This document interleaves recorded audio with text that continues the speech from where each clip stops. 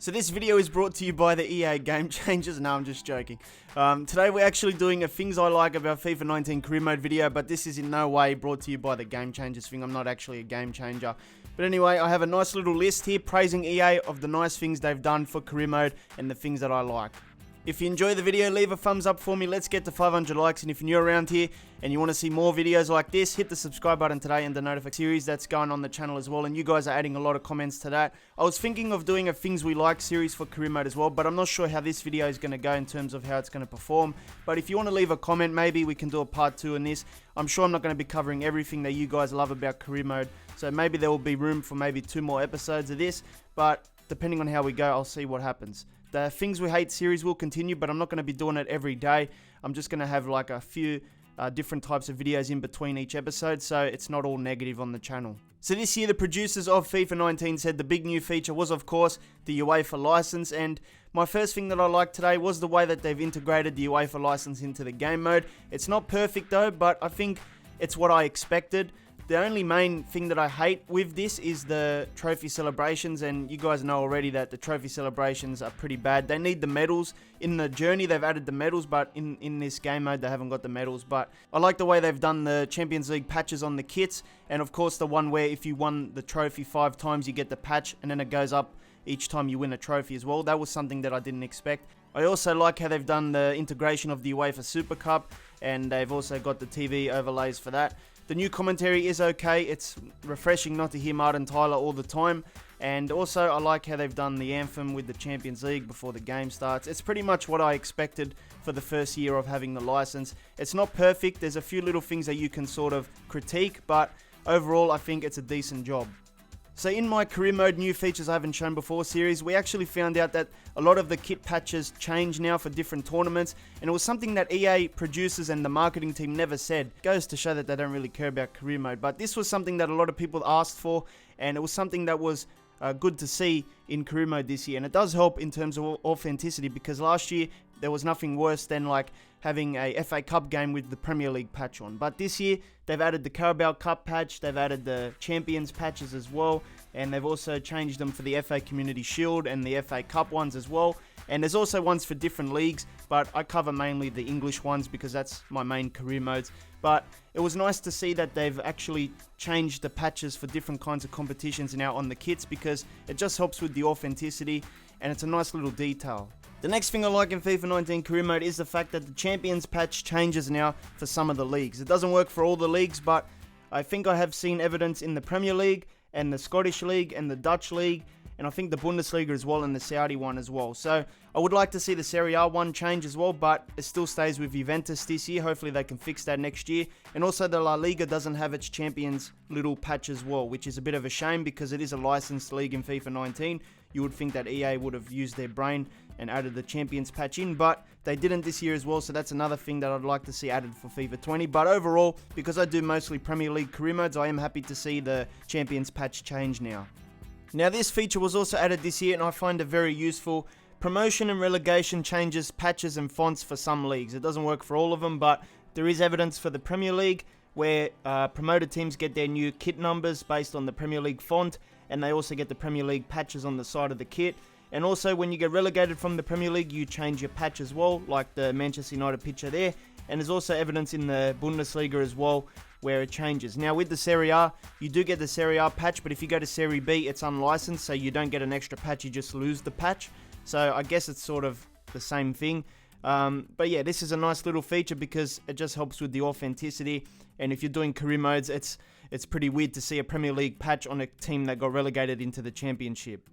So in the last 2 years, we've seen Premier League managers that are licensed, so the proper ones you see in real life come into the game. But this year, they've added some La Liga ones as well, which is very nice as well.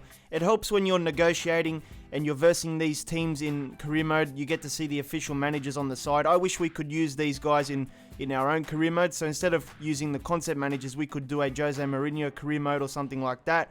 That would be very nice. But regardless, you know, I like seeing the licensed managers because they're much better than looking at those stupid generic ones where sometimes you have 2 of the same generic coach managing both teams. When they both shake hands, it looks stupid, you know.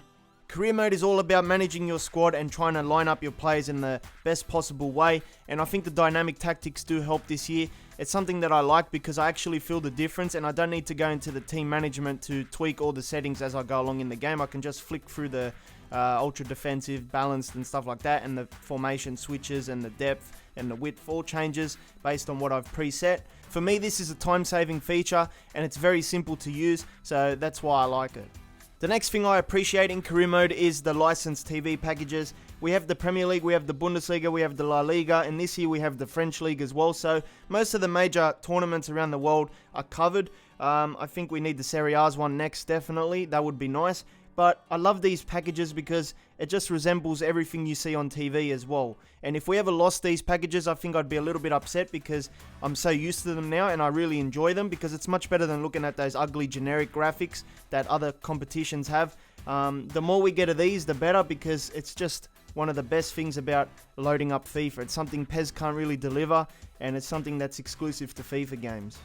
So this year I'm also happy to see the new La Liga stadiums that have been put into the game, and also the player faces from the La Liga as well. This is very important because in career mode you're signing different players, you're versing a lot of different teams, and it's good to go to the licensed stadiums, especially when you're playing the Champions League and you've got to verse Valencia. It's nice to go to their stadium now, and it looks perfect in the game. The new faces are also good because there's a lot of people that like to sign players with real faces only, and now we have more variety because there's a lot of young players that have got new faces now, and they're good for career mode, so that's a good feature as well. I would like to see the Serie A get the full treatment. The Bundesliga is rumoured to be FIFA 20. Hopefully that comes as well.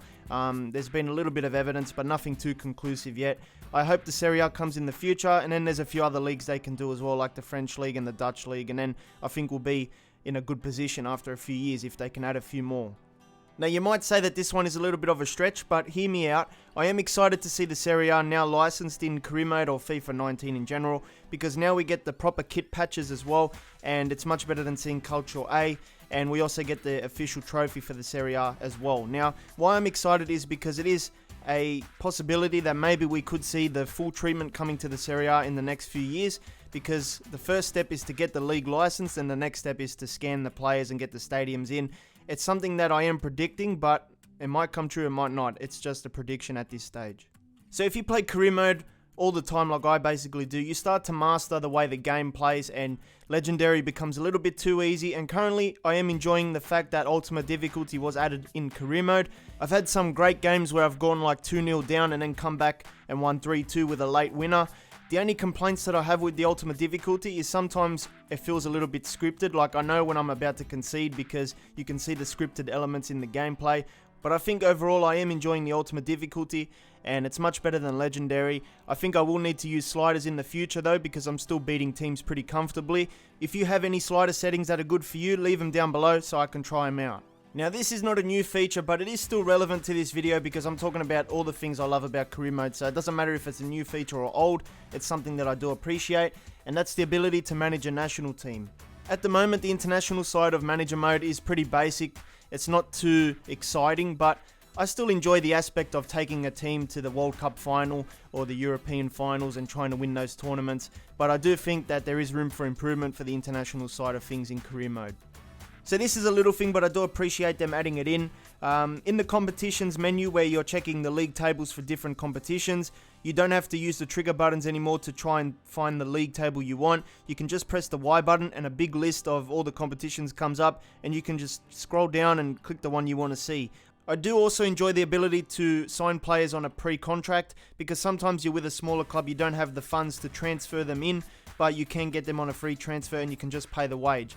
I do have a problem with this though at times, because I think if you do abuse the pre-contracts, it can become a little bit too overpowered, and you can get some world-class players like De Gea on a free transfer for a club like Watford. So I do think at times it can be unrealistic, but for the most part, if you don't abuse it, I think it is a nice feature to have.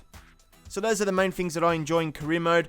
I know there's a lot of improvement that still needs to happen. I hope that EA can do something in the future with it. I don't know if this can have a part 2. I think I've covered most of the things that I do enjoy, but if you have anything that I've missed, then leave a comment, then maybe we can do a part 2 with your comments.